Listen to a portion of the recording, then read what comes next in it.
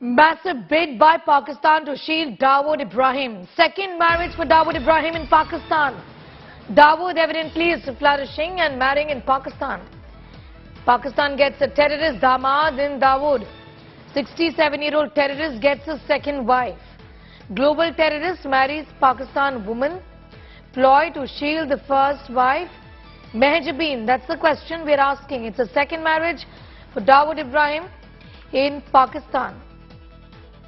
Shocking news, in fact, coming in, given that this is a man who's been found guilty of the 1993 Bombay blast case. Blood on his hands, and he has been escaping justice for years together now. 30 years to be precise. Dawood Ibrahim there, however, continues to live a normal life and gets a second wife in Pakistan. Second marriage for Dawood Ibrahim in Pakistan. This is travesty of justice. Gaurav Sawant is with us. Gaurav, this is shocking. This man continues to live a normal life. I can't, even begin to think about how the family members of those who lost their lives in the blast 30 years ago could be feeling right now. Sneha, you're absolutely right, and this information has not come through sources. In fact, the National Investigation, the charge sheet in court, and it has quoted Dawood Ibrahim Kaskar's nephew, Haseena Parkar's son, who's given these details that Dawood Ibrahim married a Pakistani Pathan woman who he met in Dubai at the age of 67. And they've also said that this appears prima facie, as you very rightly pointed out, a ploy to protect and insulate his wife Mehjabeen, while some reports seem to indicate that he has divorced her to shield her. There are others that seem to indicate that he still remains married to her, but on paper is distancing himself from her, and he's married this Pakistani Pathan woman. This also is an effort on Dawood Ibrahim Kaskar's part to insulate his business in Pakistan. He carries out, real estate business, transportation business in Pakistan. He is investing money of Pakistan Army generals, blood money, terror money, transportation money he handles. The report also goes on to say that Dawood Ibrahim Kaskar has shifted his residence, and Pakistan's ISI has provided him a residence in the defense area of Karachi.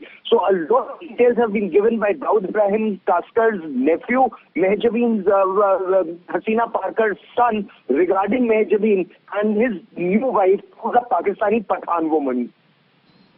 Gaurav, some of these details are shocking, but, by and large, what really appears is that Pakistan doesn't change its ways. It continues to protect this man. Isn't it also helping him flourish?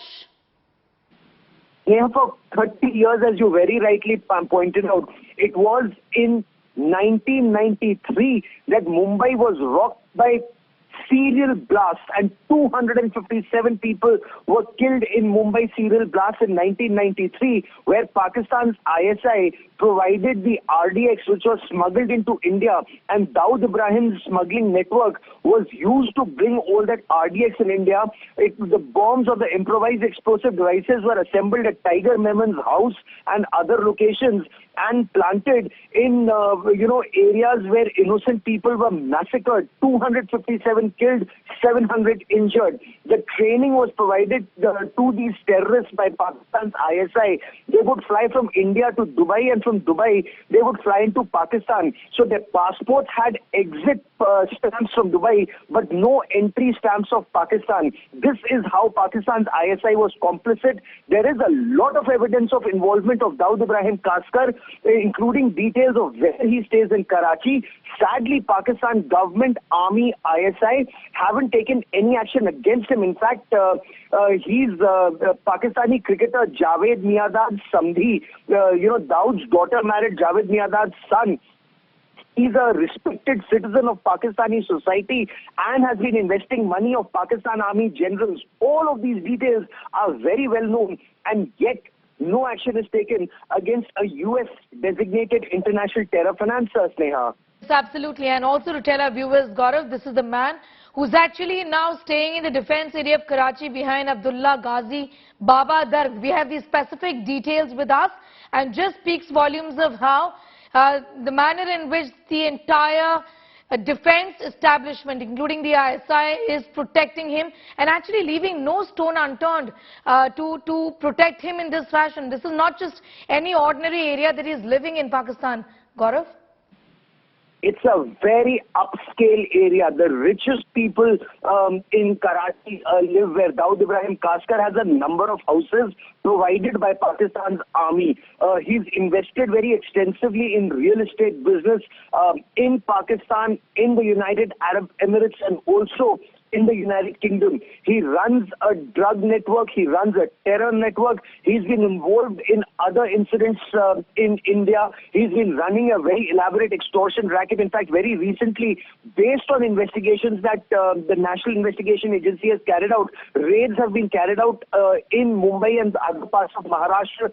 Some people have been arrested. An attempt is being made to dismantle Dawood Ibrahim's network in India, and that is the tragedy. It is not just complicity in Pakistan, but imagine a man who's been responsible for 257 deaths in India continues to run an empire, a drug and terror empire in India for 30 years. It is just evidence of how deep is the rot even in our country when it comes to combating radical Islamist terror. And you'd recall after 2008 Mumbai terror attacks, David Coleman Headley and Tahavur Hussain Rana, they were arrested and interrogated.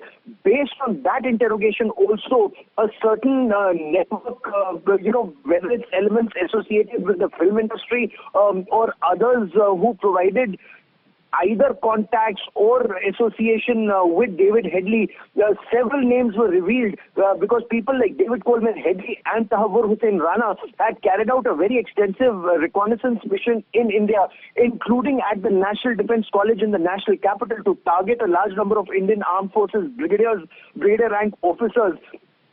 That just shows that Pakistan, right from 1993 till 26/11, and even now, is trying to destabilize India and spread this radical Islamist terror, Sneha. Yes, also, Gaurav, you're telling us about how this man has been functioning. Give us a sense of how the D company essentially continues to be active through various things that they've been doing, like you just mentioned, in spite of the fact that we all know that he's the man behind the 1993 Bombay blast.